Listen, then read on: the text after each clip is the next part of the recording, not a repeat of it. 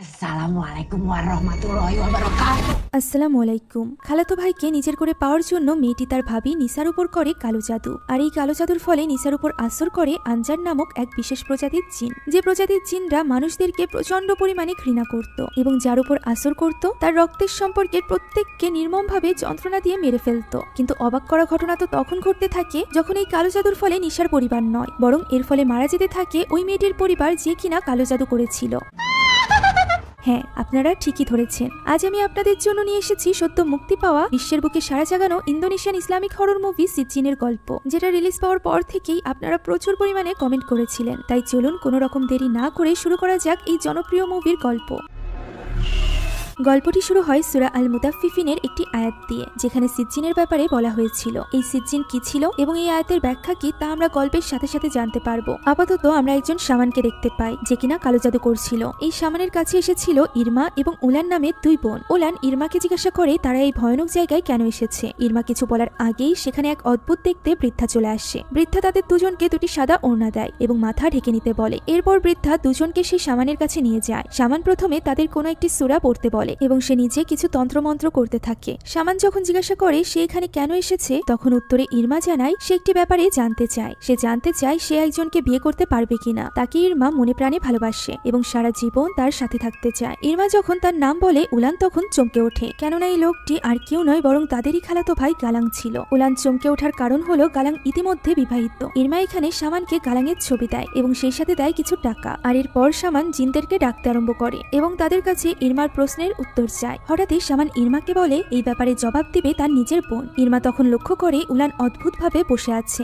হঠাৎই সে ভয়ানক গলায় বলে ওঠে গালান তার কাজিন, সে যেন তার থেকে দূরে থাকে। এই কথা বলেই উলান ঘুরে তাকায়। তার চেহারা সম্পূর্ণরূপে পরিবর্তন হয়ে গিয়েছিল। তাকে কোনো এক জিন বশে এনেছিল। জিনের বশে উলান আরো কিছু কথা বলে, যা শুনে শামান বলে ইরমা যেন গালাঙের থেকে দূরে থাকে, তা না হলে গালাঙই তার মৃত্যুর কারণ হবে। এ কথা শুনে ইরমা ভীষণ ভয় পেয়ে যায়। সে কিছুই বলতে পারে না। দৃশ্য চলে যায় 12 বছর পর। আমরা ইরমাকে দেখতে পাই, যে কিনা তার মা এবং বোন উলানের সাথে গালাঙের বাড়িতে এসেছিল গালাঙের মেয়ে সোফিয়ার জন্মদিন পালন করার জন্য। গালাঙের স্ত্রী নিসা তাদেরকে সাদরে গ্রহণ করে নেয়। এখানে তারা টুকটাক কথা বলার পর নিসার শাশুড়িকে দেখতে যায়। নিসার শাশুড়ি অর্থাৎ গালানের মা বেশ কিছুদিন যাবৎ অসুস্থ ছিল। ডাক্তার তার কোনো চিকিৎসা করতে পারছিল না। নিসা জানায় তাদের এক আত্মীয় বলেছে তার শাশুড়িকে আর স্বাভাবিকভাবে চিকিৎসা করে ঠিক করা সম্ভব হবে না। তাদের অন্য কোনো চিকিৎসার পদ্ধতি গ্রহণ করা উচিত, কারণ তাদের উপর কেউ একজন কালো জাদু করেছে। ইরমার মা ফারা বলে ওঠে সেই সব কুসংস্কারে কেন বিশ্বাস করছে, সে তো একজন শিক্ষিত মেয়ে, তাদের উচিত স্বাভাবিক চিকিৎসা চালিয়ে যাওয়া। যা শুনে নিসার কিছু না বলে রান্নাঘরে চলে যায় তাদের আনা জিনিসগুলো রাখার জন্য।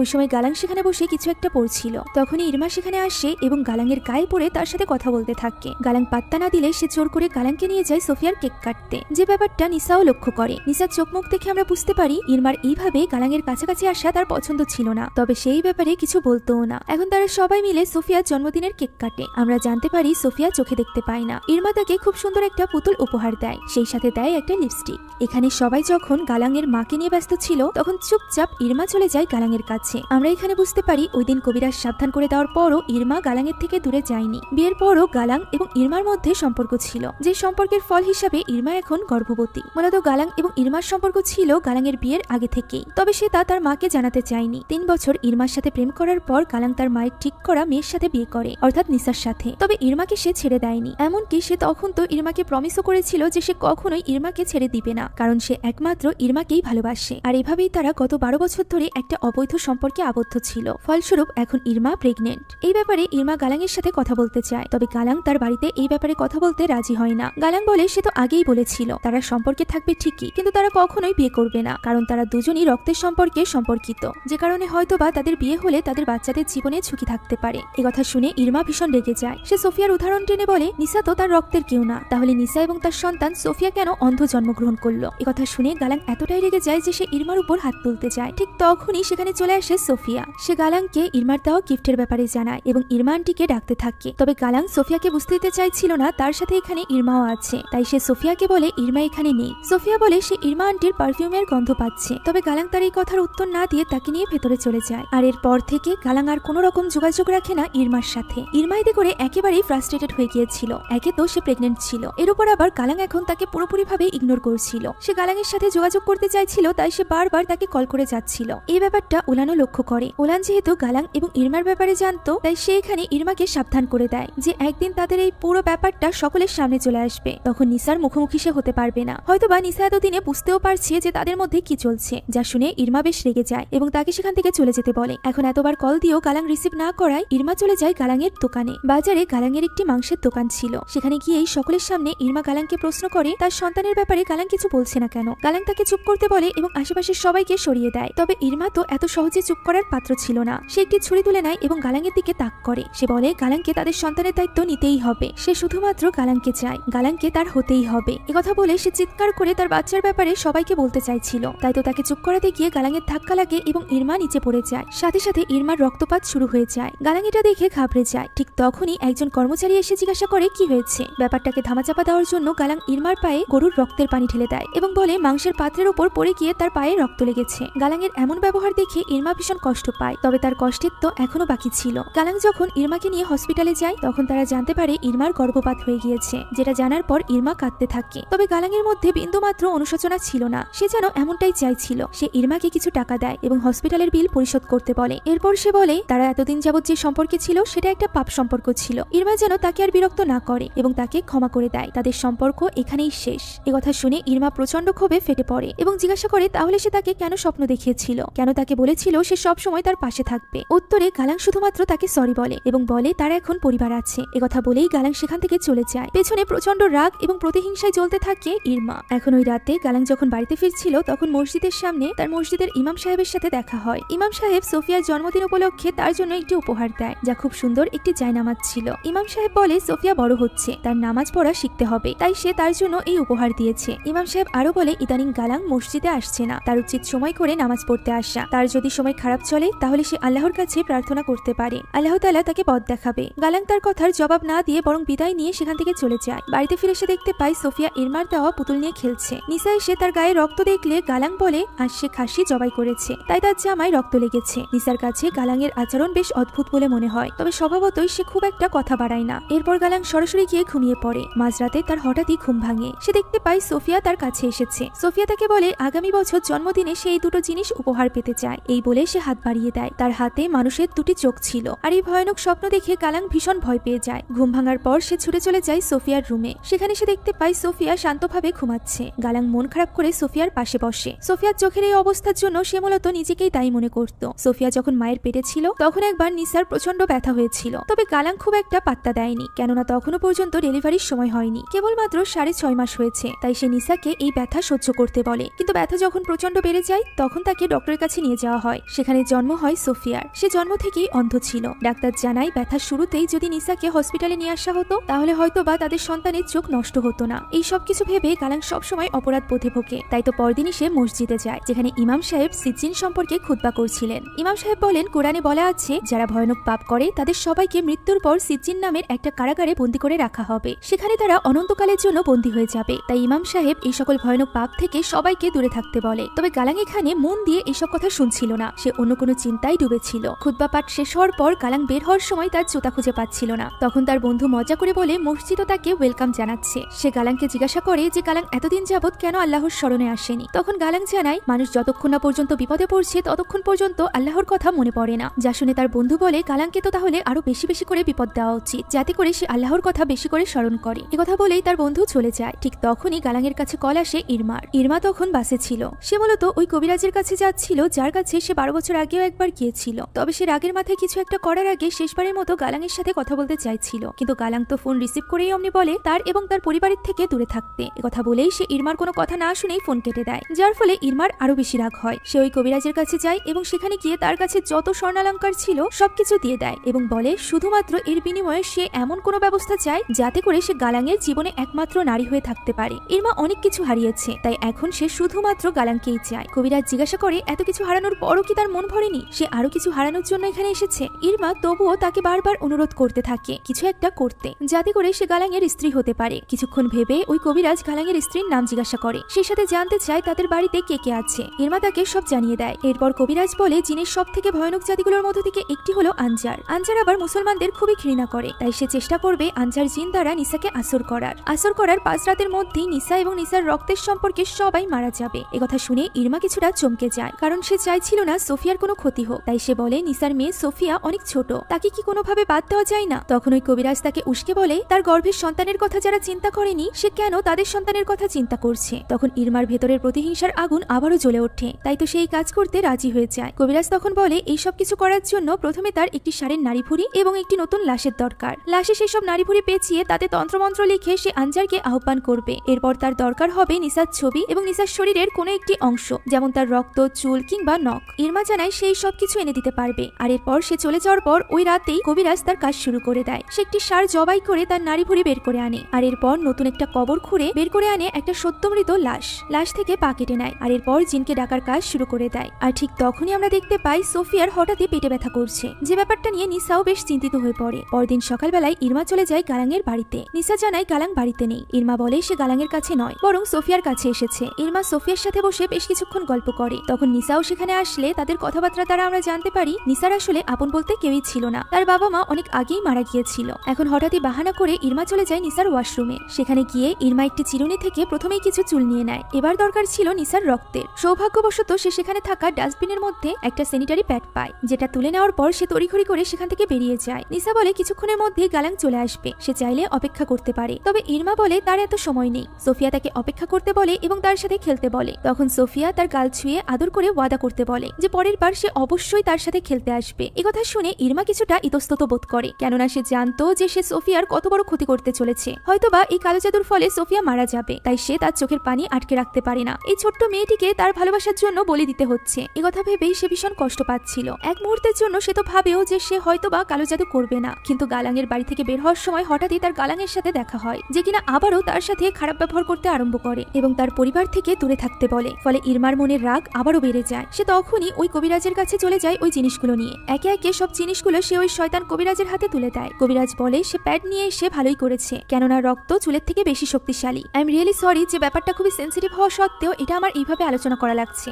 এর মর্ম আপনারা শেষে বুঝতে পারবেন। এখন কবিরাজ ওই প্যাড পানিতে ভিজায়, আর সেই পানি সে ষাঁড়ের নাড়িভুঁড়ির উপর দিয়ে দেয়। এই সব কিছু দেখে ইরমার বেশ ঘৃণা লাগছিল, সেই সাথে ভয়ও করছিল। তবুও সে চুপচাপ সেখানেই বসে থাকে। কবিরাজের পর নিসার ছবি কেটে টুকরো টুকরো করে মন্ত্র পড়তে থাকে। হঠাৎ করেই সেখানে প্রচন্ড জোরে ভূমিকম্প শুরু হয়ে যায়, যা দেখে কবিরাজ বুঝে যায় জিনরা এখানে চলে এসেছে। সে নিসার ছবির টুকরোগুলো কুকুরের খাবারের সাথে মেশায় এবং তার অ্যাসিস্ট্যান্ট বৃদ্ধাকে বলে এই খাবারগুলো কুকুরদেরকে রাতের বেলা খাইয়ে দিতে। বৃদ্ধা তাই করে। আর এরপর ওই কবিরাজ ইরমাকে বলে আজ রাত থেকে 5 রাত পর ইরমার সব ইচ্ছা পূরণ হয়ে যাবে। আজ থেকে 5 রাতের মধ্যেই নিসার রক্তের সকলে একে একে মারা যাবে। একথা শুনে ইরমার রুহ যেন কেঁপে ওঠে। তবুও সে কবিরাজকে আটকায় না। শুরু হয়ে যায় ভয়ঙ্কর অধ্যায়ের প্রথম রাত। রাত তখন 3টা বাজে। গালাং ঘুমিয়েছিল। নিসা তখন তাহাজ্জুদের নামাজ পড়ছিল। হঠাৎ করেই তার জায়নামাজের উপর একটি ষাঁড়ের মাথা এসে পড়ে। এরপর সিলিং থেকে নাড়িভুঁড়ির রক্ত সব তার গায়ে পড়তে থাকে, যেন কি কবিরাজের ব্যবহার করা কালো জাদুর সবকিছু নিসার গায়ে পড়ছিল। এখন প্রচন্ড ভয়ে এবং আতঙ্কে নিসা চিৎকার করতে থাকে। তার এই চিৎকার শুনে গালাং সেখানে দৌড়ে আসে। সে দেখতে পায় সেখানে তো কিছুই নেই, শুধুমাত্র মাথায় হাত দিয়ে চিৎকার করছে নিসা। সে নিসাকে থামাতেই নিসা তাকিয়ে দেখে আসলেই তার আশেপাশে কিছুই নেই। সে গালাংকে বলার চেষ্টা করে সে কি দেখেছে, তবে গালাং তার এইসব কথাই বিশ্বাস করে না, বরং সে বিরক্ত হয়ে বলে রাত 3টা বাজে, সে নিসার এইসব আজে বাজে কথা শুনতে পারবে না। এখন এভাবেই পরদিন সকাল হয়ে যায়। নিসা সোফিয়ার রুমে বসে কিছু একটা সেলাই করছিল। হঠাৎ করেই তার পায়ের কাছে কাচের বোতল গড়িয়ে আসে। সেটা উঠানোর জন্য সে নিচু হয়। তখনই সে বিছানার নিচে সোফিয়ার ওই পুতুলটিকে দেখতে পায়, যেটি ইরমা তাকে দিয়েছিল। এখানে নিসাকে দেখে মনে হচ্ছিল তার কিছু একটা হয়ে গিয়েছে। সে ওই পুতুলটি হাতে নেয় এবং পুতুলের গলা চেপে ধরে। আর এরপর সে ওই পুতুলটির চুলগুলো কেটে নিজের মুখে ভরে দেয়। শুধুমাত্র তাই নয়, সে নিজের চুলও কাটতে থাকে এবং সেগুলো খেতে আরম্ভ করে, যার ফলে তার মুখ থেকে ফেনা বের হতে থাকে। আর এভাবেই চলে আসে দ্বিতীয় রাত্রি। আমরা ইরমাকে গালাংয়ের বাড়ির সামনে দেখতে পাই। গালাং তখন সদ্য বাড়িতে ফিরেছিল। বাড়িতে ফিরতেই নিসা তাকে জিজ্ঞাসা করে সে এত রাত করেছে কেন। একথা শুনে গালাং ভীষণ রেগে যায় এবং বলে সে নিসার এত প্রশ্নের উত্তর দিতে পারবে না। তখন সোফিয়ার পুতুলের কানে হাত দেওয়া দেখে সে নিজের ভুল বুঝতে পারে এবং সে নিজে থেকেই নিসাকে সরি বলে। তখন নিসা জানায় বাড়িতে অদ্ভুত কিছু হচ্ছে, জানিয়ে সে কথা বলতে চায়। তবে গালাং বলে সে এখন এইসব কিছু শুনতে ইচ্ছুক নয়, পরবর্তীতে সে এইসব নিয়ে কথা বলবে। এদিকে ইরমা দীর্ঘ 1 রাত পর বাড়িতে ফিরেছিল, যে কারণে তার মা ভীষণ রেগেছিল। তবে ইরমা এখানে তার কথার কোনো জবাব দেয় না, বরং ঘরে চলে যায়, যেখানে তার জন্য অপেক্ষা করছিল তারই ছোট বোন উলান। এখানে উলান বলে সে নিজের ব্রেসলেট সহ ইরমার কোনো গয়নাই খুঁজে পাচ্ছে না। নিশ্চয়ই ইরমা সব গয়না বেচে ওই কবিরাজকে টাকা দিয়েছে। সে এত নির্দয় হলো কিভাবে? গালাঙের মতো একজন ছেলেকে পাওয়ার জন্য সে নিজের পরিবারের কথা পর্যন্ত ভাবছে না, যা শুনে ইরমা ভীষণ রেগে যায়। সে বলে উলান সব সময় তার মায়ের মতো ব্যবহার করে, তাকে কখনোই সাপোর্ট করেনি, সে তাকে বুঝতে পর্যন্ত চেষ্টা করে না। এই সব বলে সে উলানকে ঘর থেকে বের করে দেয়। আর এরপর এরপর সে নিজের বিছানায় গিয়ে শুয়ে পড়ে। কিছুক্ষণ পর হঠাৎই তার ঘরের দরজা একা একাই খুলে যায়। সে দরজা বন্ধ করে এবং আবারও বাতি নিভিয়ে শুয়ে পড়ে। তখন তার মনে হয় কেউ একজন তার চাদর ধরে টানছে। সে এতে করে ভয় পেয়ে যায় এবং বাতি জ্বালিয়ে দেয়। পিছে ঘুরে দেখতে পায় তার পাশে শুয়ে আছে উলান। উলানের শরীরে হাত দিতেই সে পাশ ফেরে এবং ইরমা দেখতে পায় এটি উলান নয় বরং ভয়ানক কোনো জিন। তার মুখ থেকে পোকা বের হচ্ছিল এবং পুরো মুখ পোড়া। ইরমা তখন চিৎকার করে দরজা খুলতেই বাইরে উলানকে দেখতে পায়। উলান জিজ্ঞাসা করে তার কি হয়েছে, তবে ইরমা তাকে কিছুই বলে না। এদিকে ওই সময় নিসা তার ঘরে নামাজ পড়ছিল। হঠাৎ করেই সে প্রচন্ড ছটফট করতে আরম্ভ করে। সোফিয়া সেখানে আসে এবং তাকে জিজ্ঞাসা করে তার কি হয়েছে, তবে নিসা মেয়ের প্রশ্নের কোনো জবাব দিতে পারে না। এভাবে এক সময় নিসা রক্তবমি করতে থাকে এবং বমির সাথে মুখ থেকে বেরিয়ে আসে বড় বড় পোকা। নিসা এতে করে প্রচন্ড ভয় পেয়ে যায়। কিছুটা ধাতস্থ হয়ে সে ওই পোকাগুলোকে একটি জারে পুড়ে নেয়। এর কিছুক্ষণ পর আমরা নিসাকে তার শাশুড়ির সাথে দেখতে পাই। নিসা তার শাশুড়ির গা মুছিয়ে দিচ্ছিল। হঠাৎ করে নিসার কিছু একটা হয়ে যায়। সে গামছার ওই কাপড় দিয়ে তার শাশুড়ির মুখ চেপে ধরে। একটু পরই তার হুঁশ ফিরে আসে। সে বুঝতে পারে সে কি করতে যাচ্ছিল, তাই সে দ্রুত হাত সরিয়ে ফেলে এবং বারবার তার শাশুড়ির কাছে ক্ষমা চাইতে থাকে। তার মধ্যকার এই পরিবর্তন নিয়ে সে নিজেও চিন্তিত ছিল। এই চিন্তা মাথায় নিয়ে সে রান্নাঘরে যায় এবং চুলায় স্যুপ বসায়, আর এরপর সে টয়লেটে যায়। অন্যদিকে ওই সময় এক ভয়ানক ব্যাপার ঘটে। এতদিন ধরে প্যারালাইজ গালাঙের মা হঠাৎই উঠে দাঁড়ায়। সে হেঁটে হেঁটে আস্তে আস্তে করে রান্নাঘরে এসে দাঁড়ায়। এই ব্যাপারে কোনো কিছু না জানা নিসা বাথরুমে গিয়ে দেখতে পায় কৌটায় রাখা তার মুখ থেকে বের হওয়া ওই পোকাগুলো উধাও হয়ে গিয়েছে, যা দেখে নিসা অবাক হয়ে যায়। তবে সে বাইরে বের হয়ে যা দেখে তা আরো বেশি ভয়ানক ছিল। রান্নাঘরে তার শাশুড়ি সুপের হাড়ি হাতে দাঁড়িয়ে আছে। নিসার চোখের সামনেই ফুটন্ত গরম স্যুপ সে নিজের মাথার উপর ঢেলে দেয় এবং জ্বলে পুড়ে সাথে সাথে সেখানেই মারা যায়। এই ঘটনার আকস্মিকতায় নিসা একেবারেই হতভম্ব হয়ে পড়ে। এভাবেই ঘটে এই পরিবারের প্রথম মৃত্যু। ওই রাতে জানাজার আগে সবাই মিলে গালাঙের মায়ের চারিপাশে বসে দোয়া কালাম পড়ছিল। নিসা তখন ভীষণ কান্নাকাটি করছিল এবং তাকে সান্ত্বনা দিচ্ছিল ইরমার মা ফারা। এখানে দুজন মহিলা গালাঙের মাকে নিয়ে কথা বলছিল, যেখান থেকে আমরা জানতে পারি গ্রামবাসীর ধারণা গালাঙের মা এত বছর ধরে বিছানায় ছিল কারণ তার উপর কেউ কালো জাদু করেছিল, আর এটা হয়েছিল নিসার বিয়ের পরপরই। এখন আমরা নিসাকে দেখতে পাই যে কিনা শাশুড়ির মৃত্যুতে খুবই ভেঙে পড়েছিল। সে তার শাশুড়িকে মায়ের মতো ভালোবাসত। মায়ের কান্নাকাটি শুনে সোফিয়াও সেখানে চলে আসে এবং তাকে সান্ত্বনা দিতে থাকে। আর এরপর আমরা গালাঙের মায়ের জানাজা দেখতে পাই। সবার সাথে ইরমাও জানাজার নামাজ পড়তে দাঁড়িয়েছিল। নামাজের মধ্যে হঠাৎ করেই তার মনে হয় তার শরীরে কেউ হাত দিয়েছে, তবে পাশ ফিরতেই সে কাউকেই দেখতে পায় না। তবে সে সামনে ঘুরতেই আমরা ভয়ানক নিসাকে দেখতে পাই, যে কিনা তার দিকে তাকিয়েই হাসছিল। এখন এই নামাজে সালাম ফিরানোর সাথে সাথেই আমরা নিসাকে দেখতে পাই, যে কিনা সকলের সামনে ওই লাশের কাছে পৌঁছে গিয়েছিল। তাকে একদমই স্বাভাবিক বলে মনে হচ্ছিল না। সে বিকৃতভাবে সবাইকে সালাম দেয়, আর এরপর লাশ রাখা খাটিয়াটি উল্টে ফেলে দেয়। সেখানে উপস্থিত সকলে তার এই রূপ দেখে ভীষণ চমকে যায়। ইমাম সাহেবের কথা মতো গালাং এবং তার বন্ধু নিসাকে ধরে শান্ত করার চেষ্টা করতে থাকে, আর এই সুযোগে বাকিরা গালাঙের মায়ের লাশ ঠিক করে। ইমাম সাহেব বুঝতে পেরে গিয়েছিল নিসার উপর কোনো জিন ভর করেছে, তাই সে ওই জিনের উদ্দেশ্যে বলে নিসার শরীর ছেড়ে বেরিয়ে যেতে। নিসা তাকে বলে সে কোন সাহসে বের হতে বলছে, সে এখানেই থাকবে। ইমাম সাহেব তখন কিছু দোয়া কালাম পড়ে জিনটাকে শান্ত করার জন্য নিসার মাথায় হাত রাখে, যার ফলে নিসার মধ্য থেকে জিন সাময়িক সময়ের জন্য বেরিয়ে যায়। ফলে নিসাও অজ্ঞান হয়ে পড়ে। এখানে আমরা দেখতে পাই যতক্ষণ পর্যন্ত নিসার মধ্যে ওই জিন ছিল ততক্ষণ পর্যন্ত ইরমা বেশ খুশি হচ্ছিল, কিন্তু যখনই ইমাম সাহেব নিসার মধ্য থেকে ওই জিন বের করে দেয় তখন ইরমার আর এই ব্যাপারটা ভালো লাগে না। আর এরপর ইমাম সাহেব গালাংকে বলে নিসার উপর খারাপ জিন ভর করেছে, যা শুনে গালাং বলে গতদিন নিসা তাকে বলেছিল যে তার সাথে অদ্ভুত সব ঘটনা ঘটছে, তবে সেই তার কথা বিশ্বাস করেনি। তখন ইমাম তাকে সান্ত্বনা দেয় এবং বলে আপাতত গালাঙের মায়ের ব্যাপারে তাদের ভাবা উচিত। তাই এবার সবাই মিলে গালাঙের মাকে যথাযথ মর্যাদার সাথে দাফন করে। এরা ছিল তৃতীয় রাত। হঠাৎই রাতের বেলা গালাঙের কিছু শব্দ শুনে ঘুম ভেঙে যায়। শব্দ শুনে মনে হচ্ছিল অনেকে একসাথে মিলে জিকির করছে। তাই এই শব্দগুলো অনুসরণ করে যখন সে নিচে নামে তখন সে দেখতে পায় এক ভয়ঙ্কর দৃশ্য। তার মেয়ে সোফিয়া কাফনে মোড়ানো অবস্থায় শুয়ে আছে এবং তার চারপাশে অসংখ্য জিন জিকির করছে। গালাং এতে করে এত বেশি ভয় পেয়ে যায় যে সে পা পিছলে পড়ে অজ্ঞান হয়ে যায়। জ্ঞান ফিরতেই সে দেখতে পায় কাফনে মোড়ানো অবস্থায় সে নিজেই শুয়ে আছে এবং তার চারপাশে জিনেরা জিকির করছে। সে যেন কিছু বলতে চেয়েও বলতে পারছিল না, হাত পা নাড়াতে চেয়েও নাড়াতে পারছিল না। এরই মধ্যে হঠাৎ করে একটা জিন তার মুখের উপর চলে আসে এবং তাকে উদ্দেশ্য করে বলে তারা সবাই জানে সে ইরমার সাথে কি করেছে। একথা শুনে গালাং আরো বেশি ভয় পেয়ে যায়। ঠিক তখনই সোফিয়ার ডাকে তার জ্ঞান ফিরে আসে। জ্ঞান ফেরা মাত্রই সে সোফিয়াকে তার পাশে দেখতে পায় এবং মেয়েকে জড়িয়ে ধরে গালাং স্বস্তির নিঃশ্বাস ফেলে। এভাবেই তৃতীয় রাতটি কেটে যায়। পরদিন সকালে গালাঙের ঘুম ভাঙতেই সে নিসাকে সোফার উপর বসা অবস্থায় দেখতে পায়। সে নিসার কাছে যায় এবং তাকে বলে সে ভুল করেছে। তার আগেই নিসার কথাই বিশ্বাস করা উচিত ছিল। আসলেই তাদের এই বাড়িতে খারাপ কিছু হচ্ছে। তবে সে নিসাকে এই ব্যাপারে চিন্তা করতে নিষেধ করে, কেননা সে এখনই যাবে ইমাম সাহেবের কাছে সাহায্য চাইতে। পরক্ষণেই আমরা গালাংকে ইমাম সাহেবের সাথে কথা বলতে দেখতে পাই। ইমাম সাহেব জানায় ব্যাপারটা খুবই কঠিন হবে, কারণ নিসাকে যে জিন ভর করেছে সেটি বেশ খারাপ ধরনের একটা জিন। এই ধরনের জিন সাধারণত কালো জাদুর ফলে ভর করে, আর এইসব জিন যাদের উপর ভর করে তাদের একেবারে নিঃশেষ করে ফেলে। কেউ যদি কারোর উপর কালো জাদু করে তবেই এই সকল জিন ভর করে, আর এই কালো জাদুর উপর সকলকেই বিশ্বাস করতে হবে, কারণ এটি রাসূলুল্লাহ সাল্লাল্লাহু আলাইহি ওয়াসাল্লামের সময় থেকে চলে আসছে। পবিত্র কোরআন শরীফেও এর ব্যাপারে বলা আছে।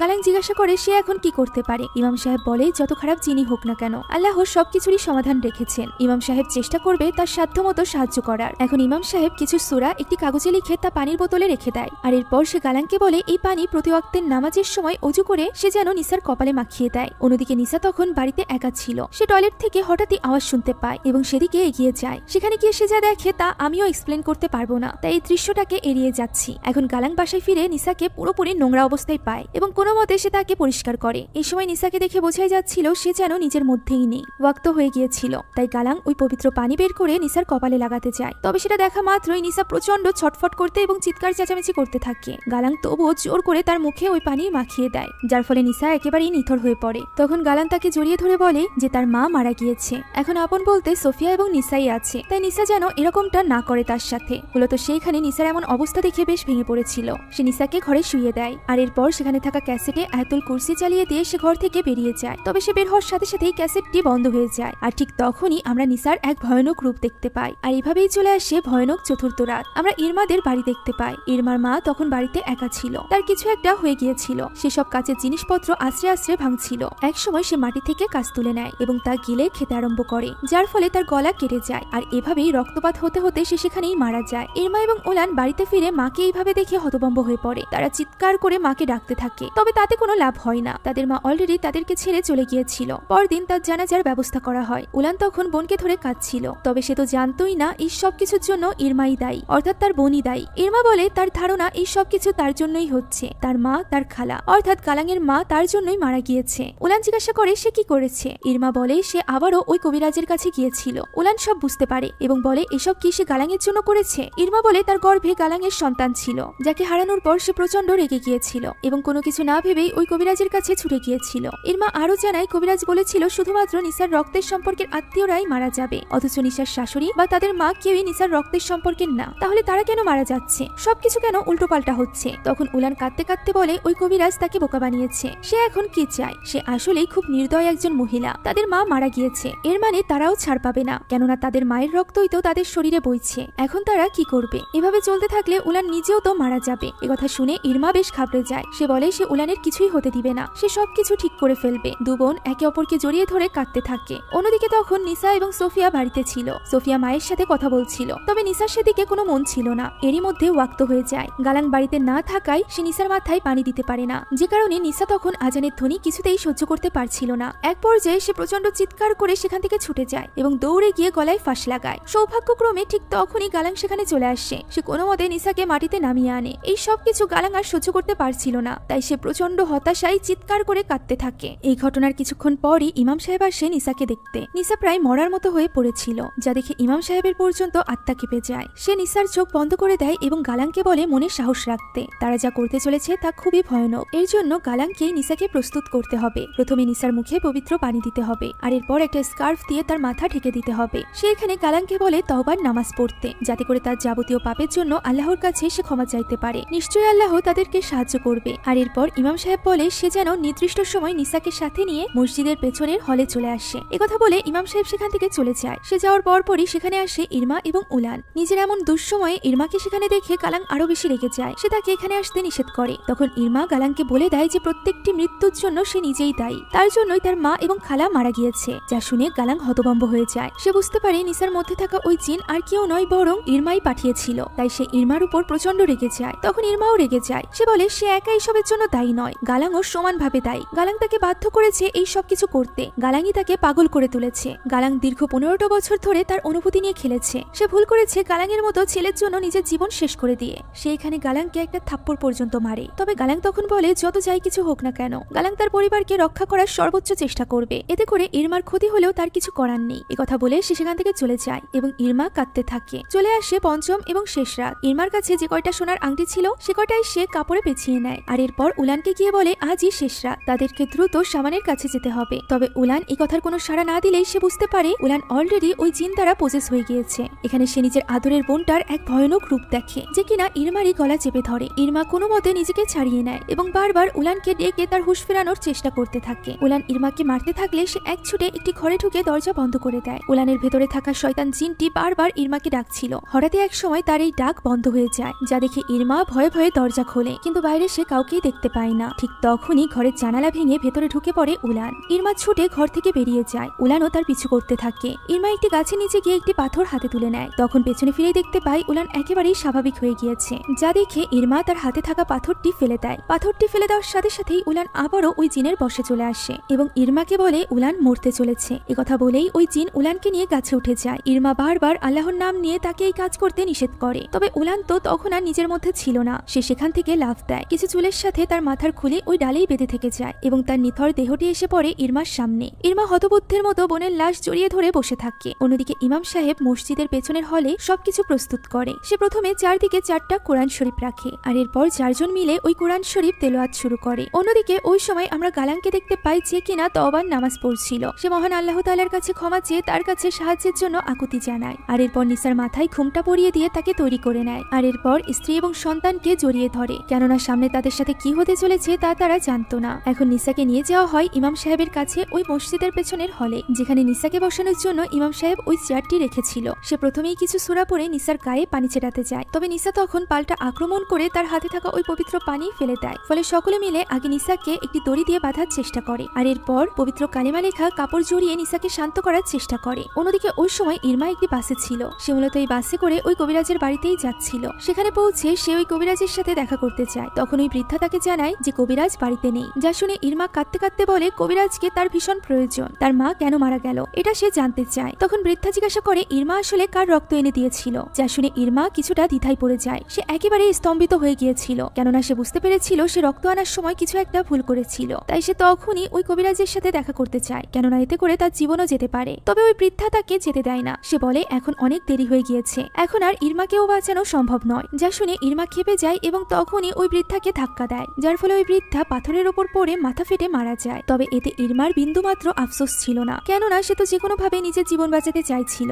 সে চিৎকার করে বলতে থাকে সে গালাঙের সাথে থাকতে চায় না, সে শুধুমাত্র নিজের জীবন বাঁচাতে চায়। তাই কবিরাজ যেন কিছু একটা করে। একথা বলে ইরমা সেখানে ভাঙচুর করতে আরম্ভ করে। ঠিক তখনই হঠাৎ করে তার হাত পা বেঁকে যেতে থাকে। কোনো এক অদৃশ্য শক্তি তাকে অবর্ণনীয় যন্ত্রণা দিয়ে তিলে তিলে মারছিল। এক পর্যায়ে ওই শক্তি একটা কাঠের টুলের সাথে তার মাথা আঘাত করতে চাইছিল। ইরমা অনেক চেষ্টা করে নিজেকে আটকানোর, তবে সে কোনোভাবেই নিজের উপর নিয়ন্ত্রণ নিতে পারছিল না, যে কারণে এক পর্যায়ে তার মাথা সজোরে বাড়ি খায় ওই টুলের সাথে এবং তার মাথা ফেটে যায়। অন্যদিকে তখন নিসার সাথে ইমাম সাহেব পেরে উঠছিল না, আসলে নিসার সাথে নয় বরং নিসার মধ্যে থাকা ওই জিনের সাথে, যে কিনা নিসাকে তখন হাওয়ায় ভাসিয়ে রেখেছিল। তারা কেউই বুঝতে পারছিল না যে তারা এখন কি করবে, তারা কিভাবে নিসাকে বাঁচাবে। তখন ইমাম তার কাছে থাকা সর্বশেষ উপায়টি বের করে নিয়ে আসে। এটি ছিল একটা বিশেষ লাঠি, যা দিয়ে কোনো জিনের আছর করা ব্যক্তির উপর মারলে তার প্রভাব গিয়ে পড়ে ওই জিনের উপর, এতে করে ওই ব্যক্তির কিছুই হয় না। সে ওই লাঠিটা দিয়ে নিসার উপর বাড়ি মারতে চাইছিল, তবে গালাং তাকে আটকায়, কেননা এতে করে নিসার জীবনও চলে যেতে পারে। তবে ইমাম যতক্ষণে তাকে বোঝায় এবং আবারও নিসার উপর আক্রমণ করতে যায়, ততক্ষণে ওই জিনের আক্রমণ আরো কয়েক গুণ বেড়ে যায়। পাশেরই একটি কাঁচ ফেটে এসে সকলের কানে একটা অদ্ভুত আওয়াজ লাগে,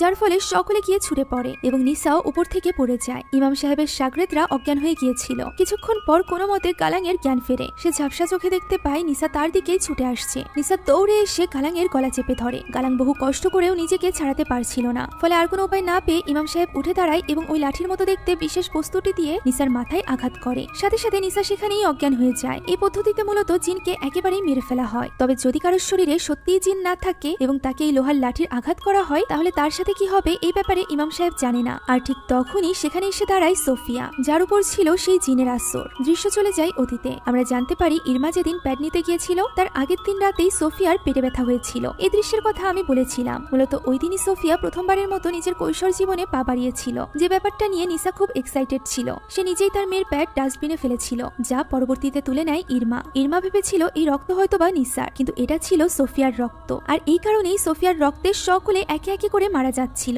তার মধ্যে থাকা জিন একে একে সোফিয়ার দাদিকে, সোফিয়ার দাদির বোনকে অর্থাৎ ইরমার মাকে, সেই সাথে তার ফুফু উলান সবাইকে মেরে ফেলেছিল। আর এরা সবাই মারা যাওয়ার সময় সেখানে উপস্থিত ছিল সোফিয়া। এমনকি যে অদৃশ্য শক্তি ইরমার হাড় ভেঙে তাকে মেরে ফেলেছিল, সেই অদৃশ্য শক্তি পর্যন্ত সোফিয়া নিজে ছিল। অর্থাৎ প্রথম থেকে এখন পর্যন্ত সোফিয়াই আসলে ওই জিনের আসরে ছিল। এই জিন জাতি খুবই চালাক, আর এই কারণেই তারা নিসাকে এমন ভাবে করে রেখেছিল যাতে করে সবাই মনে করে নিসাই আসলে ওই জিনের আছরে আছে এবং সোফিয়ার দিকে কেউ খেয়াল না করে। এখানে সোফিয়াকে দেখা মাত্রই ইমাম সাহেব এই সব ব্যাপার বুঝে যায়, তাই সে এই ব্যাপারে গালাংকে জানায়। তখন গালাং তার মেয়ের কাছে ক্ষমা চায়, তবে সোফিয়া সেদিকে কর্ণপাত না করে দূর থেকে গালাঙের গলা চেপে ধরে, যা দেখে ইমাম সাহেব দোয়া পড়ে তাসবিহ ছুঁড়ে মারে সোফিয়ার দিকে। ফলে সোফিয়া অনেক জোরে চিৎকার করে সেখানে অজ্ঞান হয়ে যায়। তবে ইতিমধ্যে গালাঙের গলার হাড় ভেঙে গিয়েছিল, তাই তো সে সেখানেই পড়ে মারা যায়। আর এরপর আমরা একটা আর্টিকেল দেখতে পাই যেখানে লেখা ছিল তুর্কির একটি মসজিদের বেসমেন্টে খুব ভয়ানক অবস্থায় এক পরিবারকে পাওয়া গিয়েছে। পরিবারের কর্তাকে ঘাড় ভাঙা অবস্থায় মৃত পাওয়া গিয়েছে। তার স্ত্রীর অবস্থাও বেশ আশঙ্কাজনক, তার এখনো পর্যন্ত জ্ঞান ফেরেনি, তবে তাদের মেয়েটি সুস্থ আছে, যাকে দেখাশোনার জন্য তার কোনো আত্মীয় স্বজনই বেঁচে নেই। লোকটির 2 কাজিনকে 2টি আলাদা স্থানে মৃত অবস্থায় পাওয়া গিয়েছে। তার স্ত্রীকে হসপিটালে ভর্তি করা হয়েছে। ডাক্তাররা তার রোগ নির্ণয় করতে পারছে না, সে এখনো পর্যন্ত কোমায় আছে। আর এরপর আমরা হসপিটালে ভর্তি নিসাকে দেখতে পাই, যার তখনও পর্যন্ত জ্ঞান ফেরেনি। ওই রুমে কেউ প্রবেশ করে এবং হঠাৎই সে ছটফট করতে থাকে। আর তখনই সোফিয়া তার গায়ে হাত বুলিয়ে তাকে চুপ করতে বলে। আর এই ভয়ানক দৃশ্যের মধ্য দিয়ে আজকের এই গল্পটি এখানেই শেষ হয়ে যায়। শেষ দৃশ্য দ্বারা আমরা এটাই বুঝতে পারি সোফিয়া এখনো পর্যন্ত পুরোপুরি সুস্থ নয়, তার উপর